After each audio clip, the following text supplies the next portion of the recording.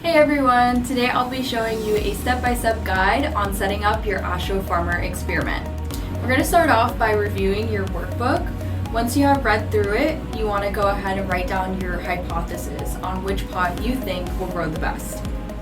Before prepping your plant pots, you want to go ahead and put on your N95 mask. Now that you're all set, we're going to want to go ahead and distribute the ratios for each plant pot. So for example, there will be 100% of lunar dirt or a 50-50 ratio on earth, soil, and lunar dirt, and so forth. Once you have all your ratios in your pot, we're going to go ahead and put about 3 to 4 black bean seeds in each pot. Now be ready to observe and water your pots weekly. Make sure that you're writing down your observations every week, and in the final week, write down those results. So which ratio did perform the best? You have now earned your Astro Farmer badge. Congrats on completing your space mission.